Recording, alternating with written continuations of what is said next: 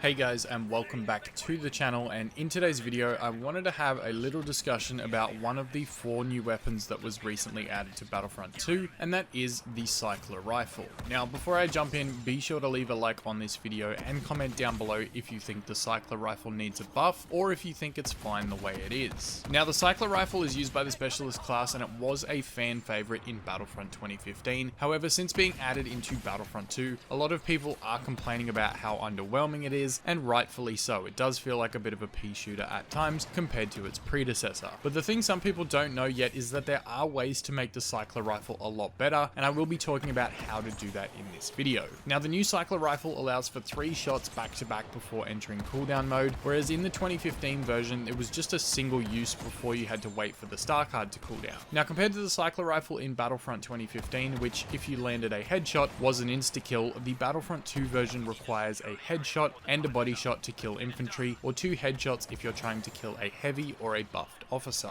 Due to the significant difference between the 2 versions of this weapon we've seen, it's understandable why a lot of people in the community are calling out for a buff to the Cycler Rifle, and I'm going to touch on that a little bit later in the video. What I wanted to do right now though is show you guys how you can make the Cycler Rifle a better weapon without DICE having to buff up the damage. So for a few hours today I jumped in and I really tried to master the Cycler Rifle and figure out some tips that I could share with you guys.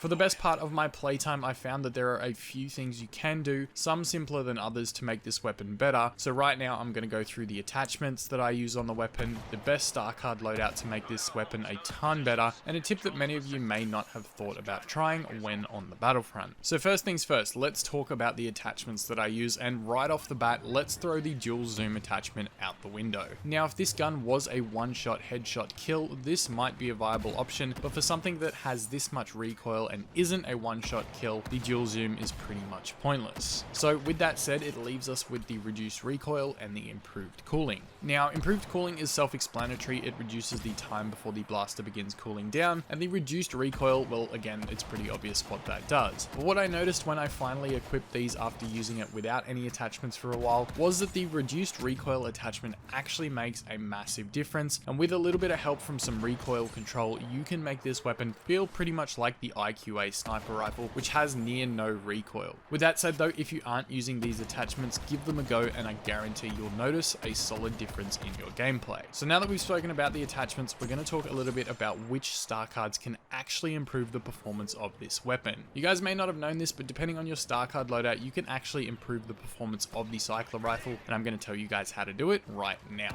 So the first one that I use is the personal shield. Now this one doesn't directly affect the Cycler Rifle, but when you're in sniper battles with enemies, I find having the personal shield being able to block up to 240 damage is a really good way to go if you get hit pretty hard and you need to escape.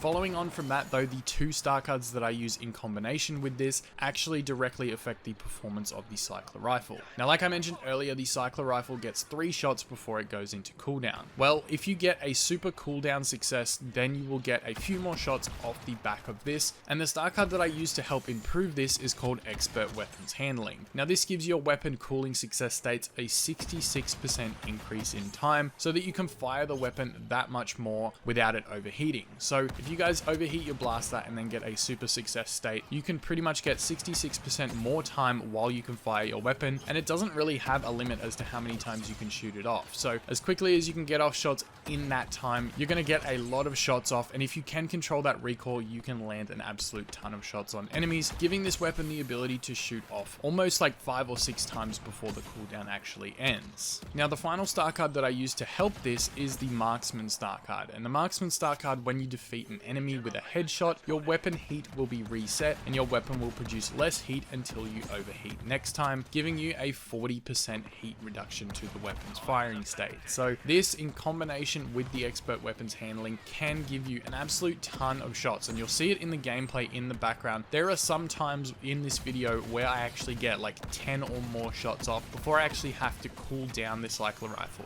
Now going from something like 3 shots before a cooldown to 10 shots before a cooldown is a huge difference, and that's why having these 2 star cards equipped can be an absolute game changer for this weapon. Now something that I like to do with this is actually fire off 3 times before I get into a fight, overheating the weapon and then getting a super success state right off the bat so that I can actually fire the Cycler Rifle more times before I even start a battle. So this This way, if I know I'm approaching an enemy and I can get that super success state, I can have 5 or 6 shots ready to go instead of the regular 3. This is just going to give you a bigger advantage, especially if you're not fantastic at landing shots with the cycler rifle, but you really want to give it a good go.